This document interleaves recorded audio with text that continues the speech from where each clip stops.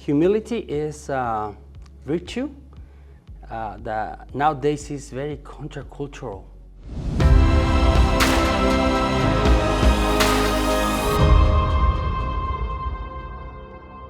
Hello everyone, as we continue with these meditations of the readings of every week, today gospel and readings focus on this virtue that is very important in Christian life. I'm talking about humility. So the word humility comes from the Latin word humus, which means earth or dirt.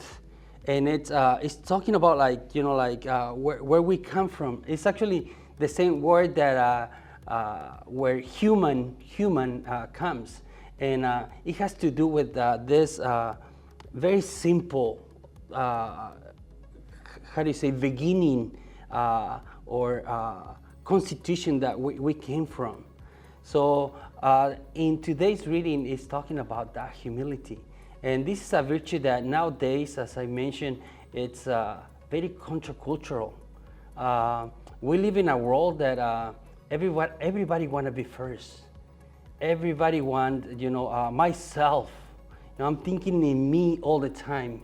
It's kind of an egocentric culture. We think about me and then me and finally me again.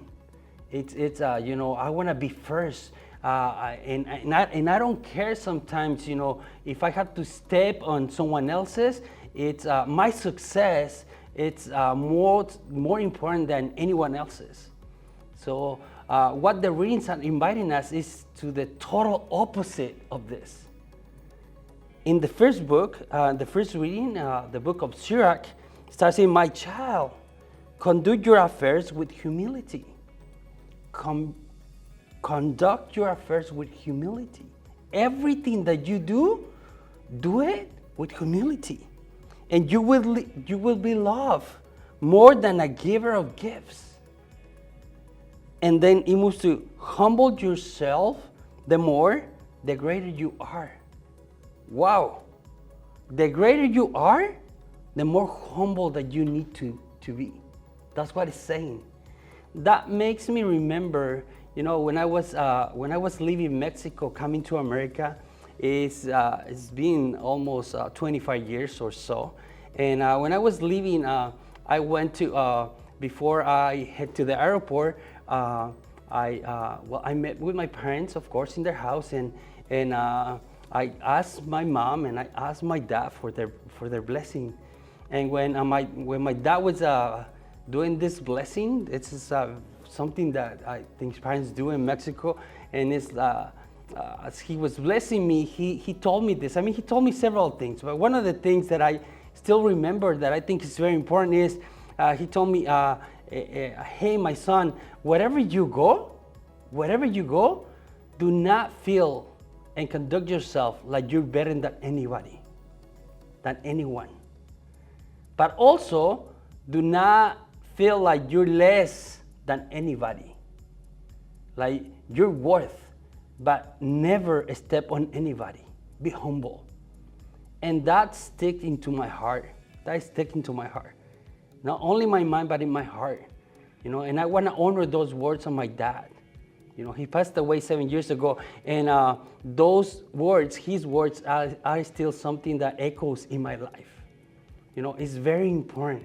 And I'm seeing how, existentially speaking, how when you're humble, you do better. What the word is saying is actually, it is true. It fulfills what it says. When you think you're too much, no one is gonna like you. But when you conduct yourself and are humble, people is gonna see that. God has this figured out. The parable in the gospel is going in the same direction. It's talking about humility. This parable is saying, if you get invited, into this big feast, do not take the first place. Take the last. Because if you take the first place, then you're playing that, there's someone else that is more important than you. They're going to take you out. You're going to be humiliated. So in order to not be humiliated, take the last places.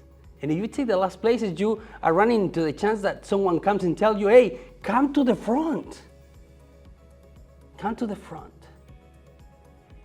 My prayer today is that the Lord give us the wisdom and the clarity to seek nothing but His will and to be humble before Him and before everyone. Amen.